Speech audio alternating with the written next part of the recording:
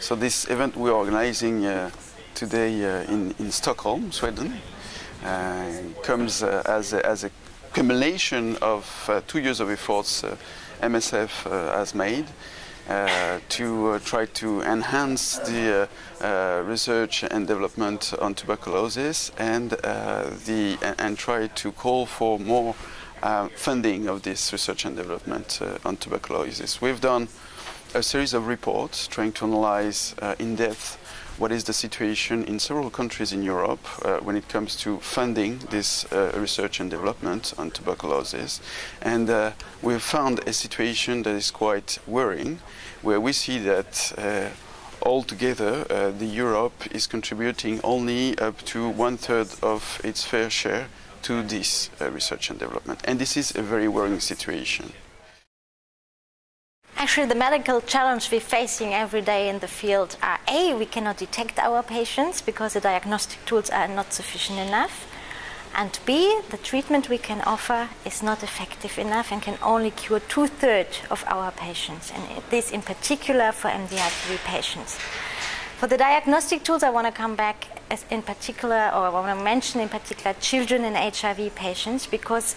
the most common diagnostic tool, microscopy, is not suitable for these two groups because they have only very few bacilli in their sputum and they can't cough up because this takes a lot of power. Well, we do need new diagnostic tools which are able to detect all our TB patients, which are able to detect also resistance pattern, which are cheap and easy to handle, and we can implement them at the periphery where our patients are. And we do need new treatment regimen for all our patients to cure them with less side effects in a shorter time duration. The most important findings in these two reports from MSF, covering 5 different European countries, is that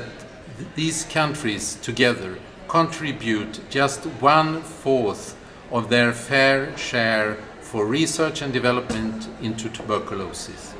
This has to be scaled up, and this has to be done now.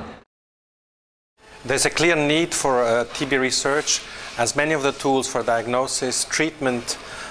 are very old, almost 100 years older for diagnostics and 80 years for vaccines, for instance, so we really need to invest much more. There's a plan,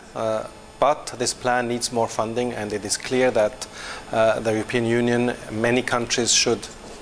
invest in research. This strategy includes the development of the tools, but there is a lack of funding, and if the European Union would join into getting those tools done over the next few years, I think this would be extremely helpful, and I think the responsibility of the EU is to really take that seriously.